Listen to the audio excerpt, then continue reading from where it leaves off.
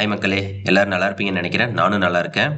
நான் ரீசெண்டாக ஒரு கோயில் ஒன்று போயிருந்தேன் கும்பகோணம் பக்கத்தில். அந்த கோயில் பேர் பார்த்தீங்கன்னா தாராசுரம் ஐராவதீஸ்வரர் கோயில். இதை பற்றி ஏன் இங்கே பேசுகிறோன்னா, இது பார்த்தீங்கன்னா ஒரு தஞ்சை பெரிய கோயிலோட ஒரு மினியேச்சர் டைப்பில் இருந்துச்சு. பார்க்கவும் புதுசாக இருந்துச்சு. நான் இது வரைக்கும் அதை கேள்விப்பட்டதில்லை. இப்போ தான் நான் ஃபஸ்ட் டைம் போனேன். ஸோ அதை உங்ககிட்ட ஷேர் பண்ணணும்னு சொல்லி தான் இந்த வீடியோ மேக் பண்ணியிருக்கோம். வாங்க நம்ம சேனலுக்குள்ளே போகலாம். இந்த தாராசுரம் ஐராவதீஸ்வரர் கோயில் பார்த்தீங்கன்னா நம்ம ராஜராஜன் 2ஆம் சோழன் அவர் தான் கட்டியிருக்காரு. ஸோ அவர் என்ன பண்ணார்னா, கங்கை கொண்ட சோழபுரத்தை ஆட்சி செஞ்சு வந்திருக்காரு. அதுதான் கேபிட்டலாக வச்சிருந்திருக்காரு. ஸோ அங்கேருந்து அவங்க தலைநகரத்தை வந்து தாராசுரத்திற்கு இந்த இடத்துக்கு மாற்றினதுக்கு வேண்டி இங்கே ஒரு கோயிலை கட்டுறார். அந்த கோயில் தான் இந்த ஐராவதீஸ்வரர் கோயில்.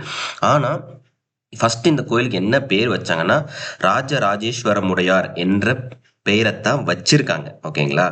வச்ச பின்னாடி இதை வந்து நாளடைவில் இதை வந்து தாராசுரம் ஐராவதீஸ்வரர் கோயில்னு மாற்றிக்கிட்டாங்க. இந்த கோயில் பார்த்தீங்கன்னா நான் முன்னவே சொன்ன மாதிரி கும்பகோணத்துக்கு பக்கத்தில் இருக்க தாராசுரம் என்ற இடத்துல தான் இருக்கு. ஓகேவா? இந்த கோயில் பார்த்தீங்கன்னா 12ஆம் நூற்றாண்டில் தான் இவங்க கட்டியிருக்காங்க இந்த கோயிலை. அதாவது ஃபர்ஸ்ட் தஞ்சை பெருவுடையார் கோயில், அப்புறம் கங்கை கொண்ட சோழபுரம், அதுக்கப்புறம் இந்த கோயிலை வந்து அவர் கட்டியிருக்காங்க.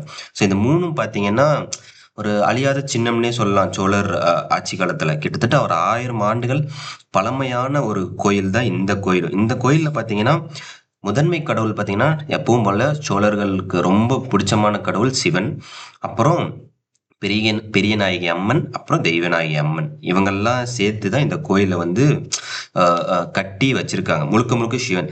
மற்றபடி பார்த்தீங்கன்னா அந்த 63 நாயன்மார்கள்னு சொல்லுவாங்கல்ல, அவங்க எல்லாத்தையுமே இந்த கோயிலுக்குள்ள அடக்கி இருக்காங்க. சவுத் இந்தியாவில் சோழ மன்னர்கள் ஆதிக்கம் செலுத்திட்டு இருந்த காலத்துல அவங்க பக்கத்துல இருக்க தீவு இல்லைன்னா அவங்க பக்கத்துல இருக்க டிஸ்ட்ரிக்ஸ் அங்கெல்லாம் போய் இவங்க என்ன பண்ணாங்கன்னா கோயில் மாதிரி கட்டிடுறாங்க. கோயில் சின்ன சின்ன மண்டபம் மாதிரி கட்டிடுறாங்க. எதுக்குன்னு பார்த்தோம்னா, புதையலை சேவ் பண்ணுறதுக்கு, பொக்கிஷங்கள் வைக்கிறதுக்கு, இல்லை வரலாற்றில் அதாவது ஃப்யூச்சரில் வந்து அவங்கள பற்றி பேசணும் அப்படிங்கிறதுக்கு வேண்டி அவங்க வந்து கட்டிடுறாங்க. அப்படிப்பட்ட ஒரு கோயில் தான் இந்த ஐராவதீஸ்வரர் கோயில். இந்த ஐராவதீஸ்வரர் கோயிலுக்கு கிட்டத்தட்ட 100 ஆண்டுகள் பழமை வாய்ந்த வரலாறு இருக்கு. அப்படிதான் நம்மளோட வரலாற்று சிறப்புமிக்க நூல்கள் எல்லாமே சொல்லுது. ஓகேங்களா? இது கிபி 12ஆம் நூற்றாண்டுல கட்டப்பட்ட கோயில் தான் இந்த ஐராவதீஸ்வரர் கோயில். இதோட ஆர்கிடெக்சரு, ஸ்கல்ப்சர்ஸ் எல்லாம் பார்த்தீங்கன்னா ரொம்ப ரொம்ப நுணுக்கமாக அவங்க வந்து செதுக்கி வச்சிருக்காங்க. இந்த கோயில் முக்கியமாக சிவபெருமானுக்காக அர்ப்பணிக்கப்பட்டது நான் ஃபர்ஸ்டே சொல்லியிருந்தேன்.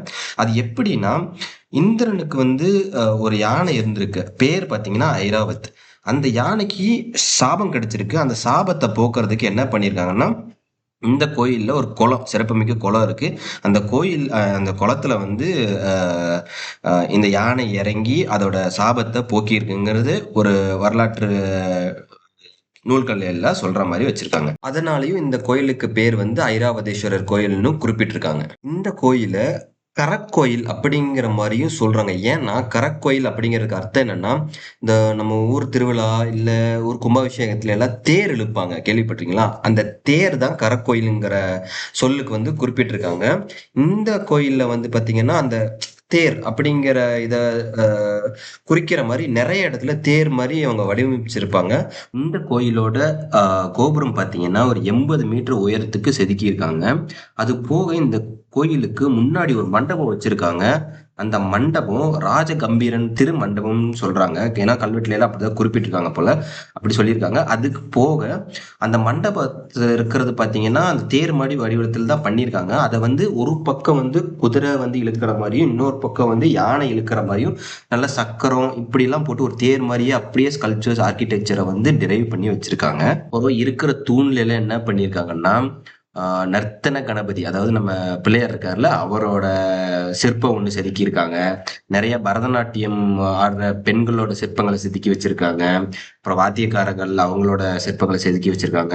நிறைய கதைகள் உள்ள இருக்கு. சில சின்ன சின்ன இடத்துலயுமே அவங்க வந்து அந்த கதையை வந்து கரெக்டா செதுக்கி நீட்டா ப்ரெசென்ட் பண்ணியிருக்காங்க இந்த கோயில். இந்த கோயில்ல முக்கியமான ஒரு அம்சம் என்னன்னு கேட்டீங்கன்னா, படிக்கட்டு வச்சிருக்காங்க. அந்த படிக்கட்டுல பாத்தீங்கன்னா ஒவ்வொரு படிக்கட்டும் ஒவ்வொரு இசையை வந்து குறிக்கிற மாதிரி வச்சிருக்காங்க. அது மேல ஏதாவது விழுந்துச்சுன்னா அது வந்து இசை எழுப்பும்.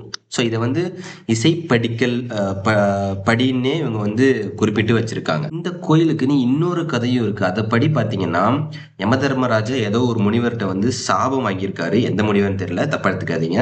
சாபம் வாங்கியிருக்காரு. அவரோட உடம்புல ஃபுல்லா எரிச்சல் ஏற்படுற மாதிரி ஆயிருந்திருக்கு. அப்போ யமதர்மராஜா என்ன பண்ணியிருக்காருன்னா, இந்த கோயில்ல இருக்க குளத்துல வந்து குளிச்சு சிவபெருமானை வணங்கி அந்த சாபம் போயிருக்கு.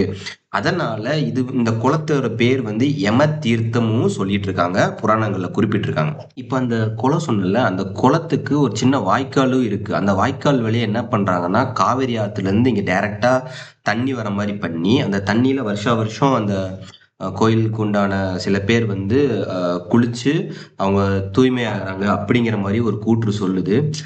இது என்னன்னா, இந்த கோயில்ல நீராடிட்டாலே நமக்கு வந்து எல்லா பாவம் எல்லாமே போயிரும் அப்படிங்கிறத வந்து புராணங்கள் நிறையா இது சொல்லியிருக்காங்க. இங்கேயுமே அந்த கதையை வந்து ஏதோ ஒரு கருவறையில வந்து செதுக்கி வச்சிருக்காங்க. இன்னொரு இந்த கோயிலோட இன்னொரு சிறப்புமிக்க வரலாறு என்னன்னா, எந்த கோயில்லையுமே இல்லாத கண்ணப்ப நாயனாரை வந்து இந்த கோயில்ல வச்சிருக்காங்க.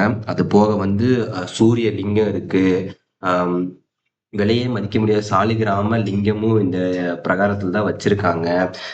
முக்கியமா கையில வீணை இல்லாத ஒரு சரஸ்வதி இருக்காங்க.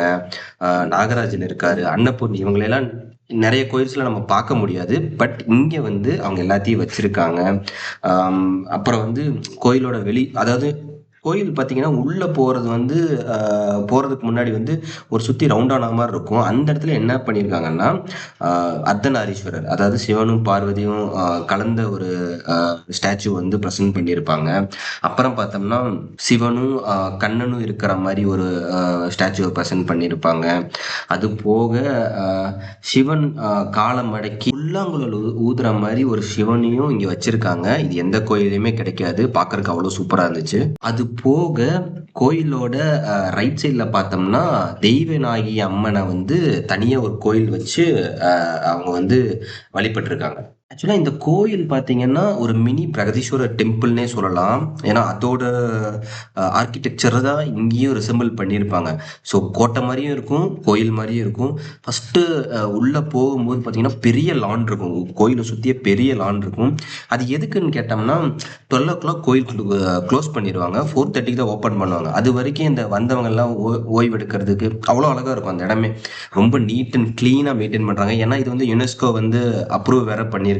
இது ஒரு வரலாற்று சிறப்புமிக்க தலம்னு சொல்லி அப்ரூவ் பண்ணியிருக்காங்க. ஸோ இந்த கோயிலுக்கு போகணும்னா 12 மணிக்குள்ள போகணும் காலையில.